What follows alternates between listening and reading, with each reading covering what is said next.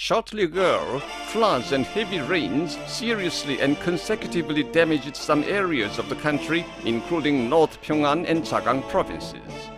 In this regard, the 22nd Emergency Enlarged meeting of the Political Bureau of the 8th Central Committee of the Workers' Party of Korea was held in an afflicted area in the city of Sinuiju, North Pyongan province from July 29th to the 30th to take urgent rehabilitation measures. Prior to the meeting, the respected comrade Kim Jong inspected the flooded areas together with the Premier of the Cabinet and Secretaries of the Central Committee of the Workers' Party of Korea. Many public buildings, facilities, roads and railways, including more than 4,100 houses and nearly 3,000 hectares of farmland, were flooded in the city of Sinuiju and Uiju County, located on the lower reaches of the Amnok River. Going round the areas deeply flooded beyond recognition, Kim Jong-un expressed deep concern and his determination to take powerful state measures for the rehabilitation project in the shortest time to provide the people with a better cradle for life. Attending the meeting were members of the Presidium of the Political Bureau of the Central Committee of the Workers' Party of Korea and members and alternate members of the Political Bureau.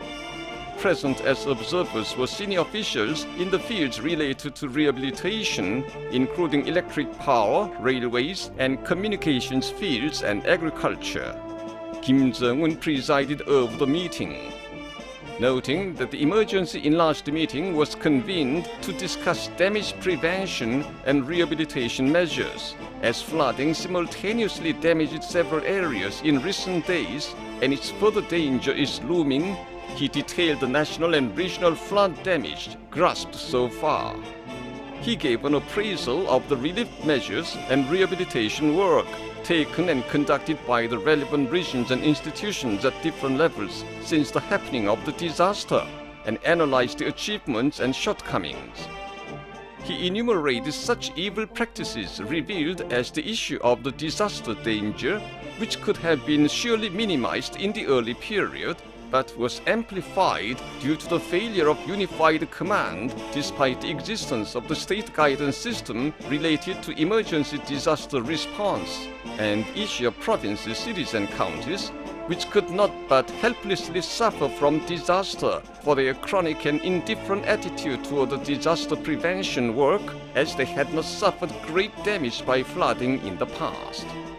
He then proposed to strictly punish those who severely neglected their responsible duties assigned by the party and the state, and thus caused even casualties, a practice that cannot be pardoned. He detailed the practical issues arising in the rehabilitation work, including those of correctly surveying the damage and losses in provinces, and on this basis, making a scientific calculation of the scale of rehabilitation projects, manpower and budget, of ensuring promptness in the projects by enlisting the design forces in the capital city and regional areas without delay, and giving precedence to designing and of dispatching construction workforce as soon as possible and fully supplying and transporting materials.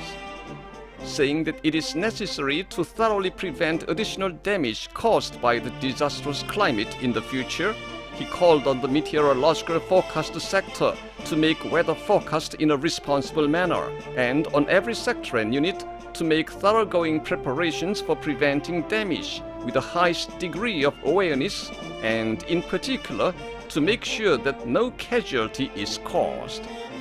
Calling for dynamically pushing ahead with the work of rapidly stockpiling essential equipment and apparatuses for rescue operation at a time when disaster occurs, he made public important measures for it.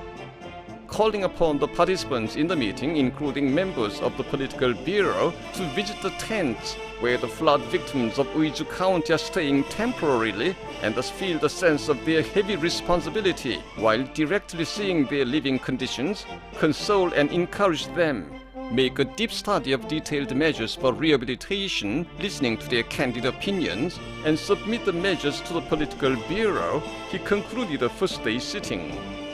The second day sitting took place on July the 30th.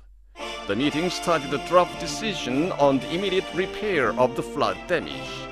the decision on rapidly repairing the flood damage in North Pyongan and Jagang provinces, which additionally reflects the results of study and opinions of the participants, was adopted with unanimous approval at the meeting. The meeting appointed Lee Hee-young, former First Deputy Director of the Organizational Leadership Department of the Central Committee of the Workers' Party of Korea, as Chief Secretary of the North Pyongan Provincial Committee of the Workers' Party of Korea, Park Sung-cheol, Chief Secretary of the North Pyongan Provincial Committee of the Workers' Party of Korea, as Chief Secretary of the Jagang Provincial Committee of the Workers' Party of Korea, and Bang Do-sop, First Deputy Director of the Department of Political Leadership of Military Affairs of the Central Committee of the Workers' Party of Korea, as Minister of Public Security. Concluding the meeting, Kim Jong-un said that we have faced the crisis several times, but each time we have been brave and offensive in the face of it, and all was wrought only miracles, and there is nothing impossible as long as there are the leadership of the party and the army and people that are faithful to the party.